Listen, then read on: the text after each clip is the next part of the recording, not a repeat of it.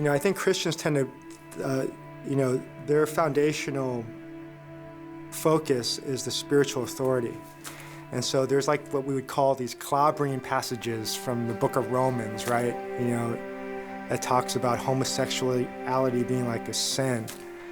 And so Christians will take that, just clobber the LGBTQ community with that.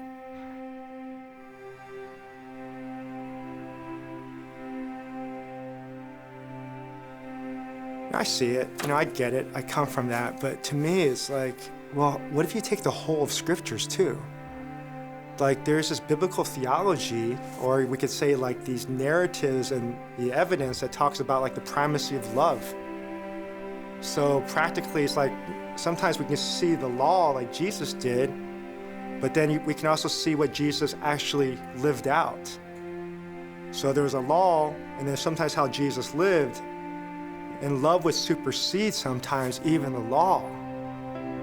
And so I think the way Jesus would approach my friends and who I consider like my family in the LGBTQ community is I think he'd treat them like family. And I think if you have like a son or a daughter or a brother or sister that told you they were gay, I think it caused you to wrestle a little bit more with your theology and about how you say things so strongly.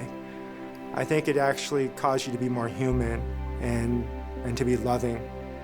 So for me, what I've reconciled is that Jesus, again, was able to deal with the mystery, and he was able to deal with the messiness, understand that God would do his good work. And he saw people as broken, of course, that they were working it out, but he would accept them right where they are. And so I see Jesus having a primacy of love with the way he moved and flowed. And I also see him treating people like brothers and sisters, mothers and fathers. I think if we're to do that while understanding the beauty of messiness, I think we take a different position. I think we would act differently. We'd speak differently.